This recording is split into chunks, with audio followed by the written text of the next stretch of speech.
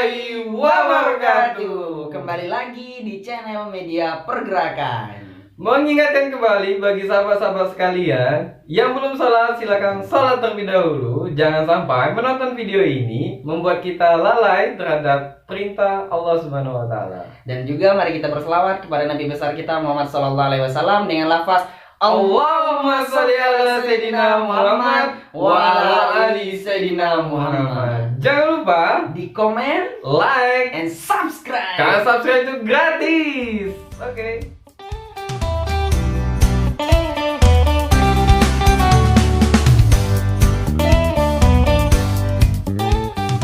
Assalamualaikum warahmatullahi wabarakatuh. Oke, kembali lagi bersama kita di channel Media Pergerakan. Kembali bersama saya Mutakin dan bersama Sahabat Priyono. Oke, kembali kita akan membahas mengenai part kedua yang mengenai PBAK yang sebelumnya sudah kita bahas. Mungkin langsung saja akan kita bahas mengenai PBAK.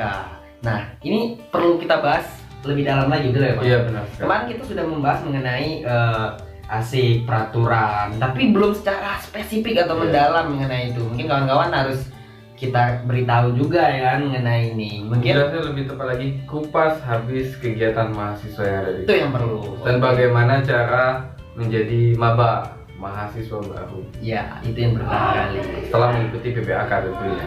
Oke, mungkin kemarin kita sudah jelaskan mengenai peraturan, tapi belum mendalam tuh. Ya, belum mendalam. Nah, mungkin bagaimana peraturan yang ketika mahasiswa baru ini? Sebelum peraturan kita bahas dulu lah. Cara menjadi ataupun sikap, Ya, sikap berperilaku sebagai mahasiswa baru. Mungkin bisa Bang jelaskan gitu kan. Jadi ini penting nih bagi kawan-kawan mahasiswa baru, jangan lupa ditonton ya. Jadi jangan di skip. Jadi Nah, penjelasannya akan lebih jelas. Nanti biar nggak salah paham juga. Ya, nggak yang salah paham tidak tentunya. buat.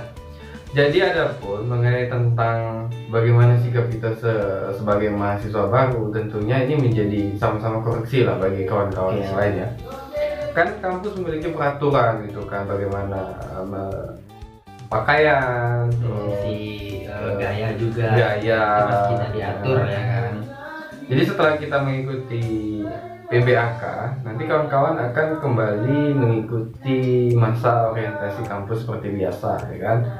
Perkuliahan segala macam, dan tidak lupa sebelum kita mengikuti pembelajaran di kampus, kita harus menyesuaikan keadaan yang ada di lingkungan kampus. Nah, karena juga pengalaman kita ya kan, Iya. yang sudah 1-2 tahun yang ada. Malang buana lah berkecimpung di dunia Tapi belum pemahasiswaan. terlalu profesional lah ya kan. Iya. Tapi memang betul yang sering yang saya rasakan Iya. terutama ketika saya menjadi maru itu sedikit berbeda. Iya. Seakan-akan saya itu lepas dari kandang kontrolan sebagai siswa, Bang. Iya. Nah, mungkin bagaimana tanggapan mengenai seperti itu? Contoh, Ini banyak nih. Jadi kawan-kawan di kampus itu terkadang kan lupa dengan ya mungkin passion bagi betul. mereka kan passion. Ini gaya saya gitu kan.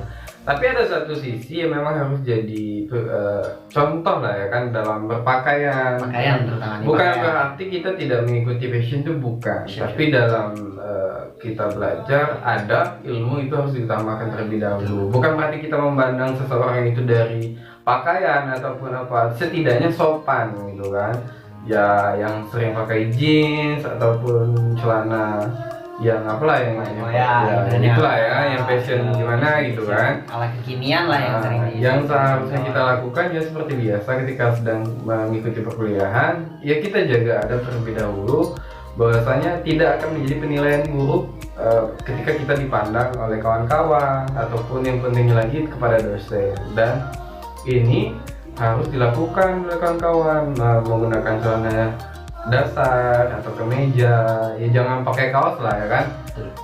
Kalau bisa jangan pakai kaos, sepatu bebas, yang penting tidak pakai sandal ya kan. Itu yang Pakai paling penting. sepatu. Karena kita kuliah itu Iya. bukan mau ngebon ya, Bang. Iya. Kalau mau ngebon nggak usah ke Ya kampus. seolah bagaimana kawan-kawan seorang yang berpendidikan. Nah, contoh lah bagaimana bersikap seorang berpendidikan. Karena mahasiswa itu insan intelektual. Intelektual. Nah, itu juga bukan kerbo yang kerja di sawah gitu ya kan. Dan ada juga trik sukses mahasiswa yang harus kawan-kawan ketahui. Apa itu yang pertama?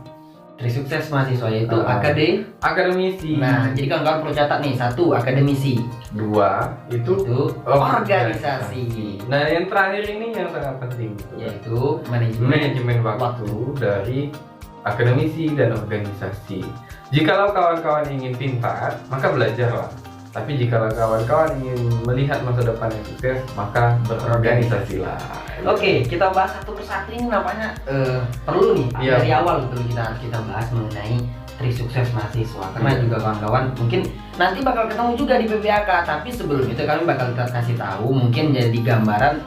Nanti ketika PBAK, wah apa nih? Baru-baru mulai belajar. Nah jangan gitu kalau bisa ya kan. Kalau bisa dari sekarang kita sudah mulai belajar. Apa sih itu trik sukses mahasiswa? Mungkin yang pertama dari sisi akademisi nih Bang. Apa itu akademisi? Mungkin lebih penjelasannya lagi. Jadi ketika kita berbicara akademisi ini tidak bisa dilepaskan dengan dunia pendidikan ya. Dengan nilai keilmuan, pengetahuan dan lain sebagainya.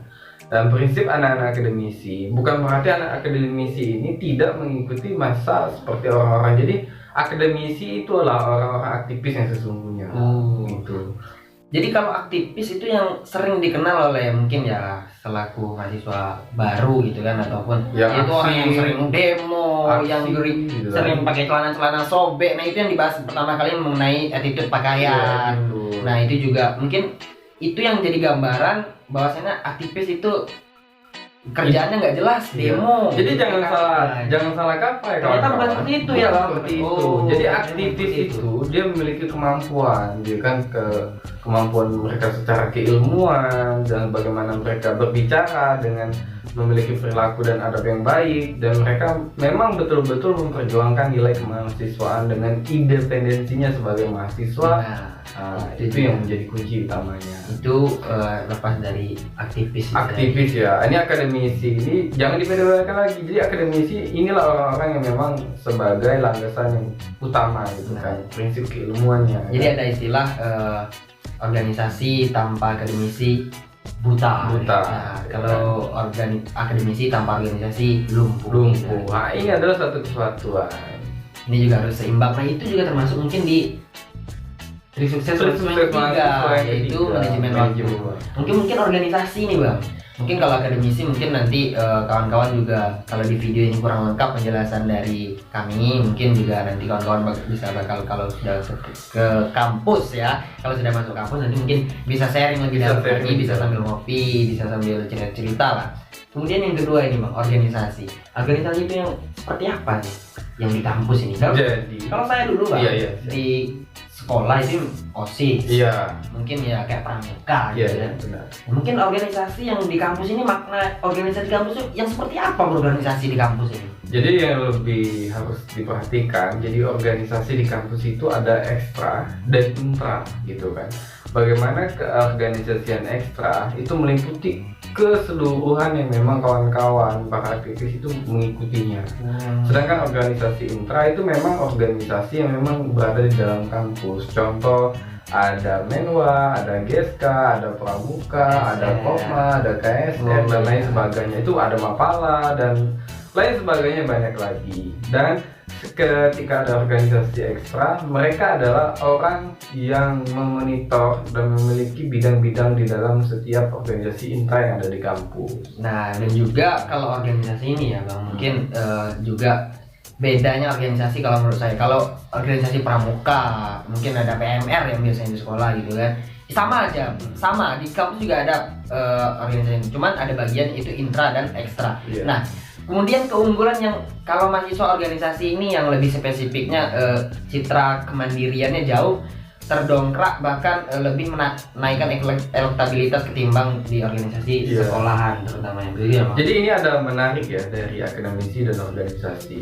Jadi nilai atau value-nya. Jadi anak organisasi itu kan dia termasuk di dalamnya tentang keilmuannya juga. Nah disinilah tentang akademisinya diolah. bagaimana ilmu yang diikuti akademisi tadi bagaimana bisa berkontribusi terhadap organisasi ini, inilah yang menghasilkan buah pikiran gitu. Nah, memberikan gagasan segala macam gitu kan.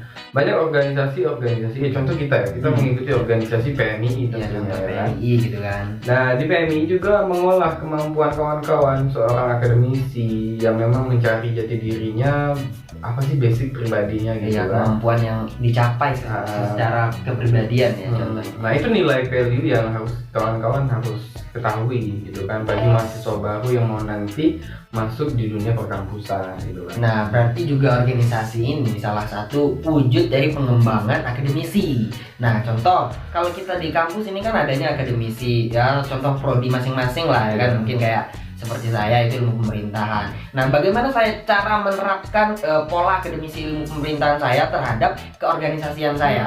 Nah, itu yang peranan penting gitu ya. Itu sebagai penunjang. Nah, jadi pengolahan daya pelajaran yang saya tangkap dari dunia perkuliahan saya itu di organisasi sebagian besar. Yang mungkin di PBAK juga bakal dijelaskan, mungkin itu yang sering disebut apa 30% lah yang di kampus, 70%-nya diolah di organisasi. Mungkin seperti itu kurang lebih. Nah, inilah konsep manajemen waktu dari Trias mahasiswa. Nah, kita masuk, sebenarnya kita sudah masuk ya. Ini sudah masuk sebenarnya. Jadi memang Tri Sukses Mahasiswa itu memang saling berkaitan, memang satu kesatuan seperti dua sisi mata uang, ya kan, memang tidak bisa dipisahkan.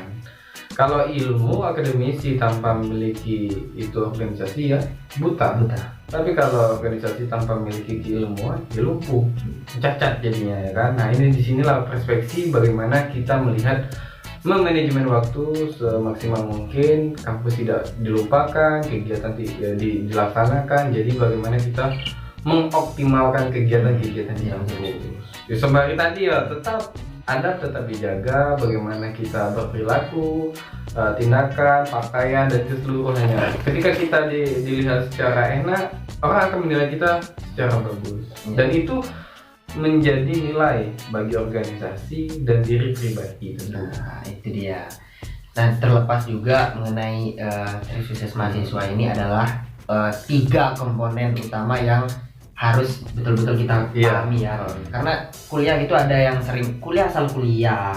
Dan juga kalau masuk kampus ketemu organisasi, masuk organisasi nggak ketemu value keluar. Nah, jadi pengembangan diri selama kampus itu bukan seperti itu kawan-kawan. Jadi ikuti alur, temukan karakter kita di mana, passion kita di mana, terus kita berorganisasi itu untuk apa gitu. Itu yang perlu mungkin kita gali mungkin. Nah, mungkin kita jelasin dari 3 Tri Sukses Mahasiswa ini sebagai pembuka cakrawala pemikiran kita terhadap dunia kampus kawan-kawan. Iya. Jadi inilah kontribusi kawan-kawan mahasiswa baru nanti menemukan jati diri kawan-kawan ketika berada di dunia perkampusan, akan menemui berbagai macam organisasi, budaya, lingkungan yang sangat beda ketika sudah ketika kita SMA segala macam atau pesantren, itu budayanya agak sedikit agak apa ya saya bilang nggak ada gitu kan seperti di kampus segala macam. Memang ada budaya memang yang harus diikuti dan tingkah laku harus dijaga segala macam, attitude penting ya. Kembali lagi ya adab, kayak kita sebagai anggota pergerakan PMI itu mengutamakan sekali yang namanya etika dan adab. Nah itu karena percuma kalau kawan-kawan punya ilmu besar ataupun tinggi hebat, kalau adab kawan-kawan juga nanti kurang, juga ilmu itu juga perlahan memudar seperti tidak ada gunanya gitu ya. Oke, sembari kita telah membahas Tri Sukses Mahasiswa gitu kan. Jadi mengenai tadi fokus kawan-kawan sebagai maba, ya seputar kampus ini banyak sekali yang bisa kalian pelajari ya. Dari antropologi kampus, kawan-kawan harus mengetahui kampusnya di mana, fakultasnya apa aja, terutama kita yang kuliah di UIN Sultan Hasanuddin Jambi gitu kan.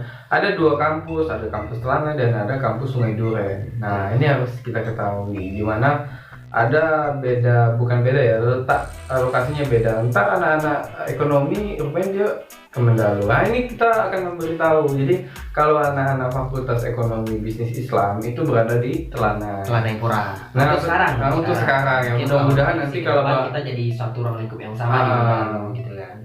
nanti akan dibentuk satu kesatuan gedungnya. Sedangkan yang di Sungai Duren itu ada Fakultas Tarbiyah, ada Fakultas Syariah, ada Adab dan Humaniora, ada Fakultas Usuluddin, dan ada Fakultas Dakwah. Ada juga Fakultas Tadris ya. Tadris. Belum. Saintek. Saintek. Tapi sudah ada, Sainteknya sudah ada. Saintek sudah ada. Saintek itu ada di Telanai. Nah itu aja mungkin sekilas mengenai tentang apa-apa aja fakultas gitu kan, tempat dan lokasinya. Oke, mungkin sebagian dari penjelasan tersebut mungkin sudah ya, cukup dulu terlebih dahulu untuk mengenai trik sukses dulu ya, gambaran awal bagi kawan-kawan mahasiswa baru. Nanti di video yang selanjutnya akan membahas bagaimana sikap kita sudah memasuki di kampus, mungkin bagaimana cara kita ikuti pembelajaran, apalagi kegiatan sekarang anak mahasiswa ini jangan sampai buta dengan media sosial ya kan, harus banyak-banyak belajar, gali ilmu sedalam-dalamnya gitu kan, untuk masa depan kalian, dan kalian tidak percuma untuk kuliah ya kan, dan kembali ke tujuan awal, membahagiakan orang tua. Oke, mungkin itu saja yang dapat kita jelaskan dan kita paparkan melalui konten ini. Jangan lupa teman-teman bantu support, like, comment, and subscribe. Jangan lupa juga di share. Kalau punya kuota lebih, silakan tonton sampai habis. Jangan di skip. Itu bentuk support dari kawan-kawan terhadap media pergerakan. Oke, mungkin cukup itu dari kami. Saya Mutakin, saya Priyono. Akhirul kalam. Allahumma wassalamualaikum warahmatullahi wabarakatuh. Hidup mahasiswa. Salam pergerakan. Oke.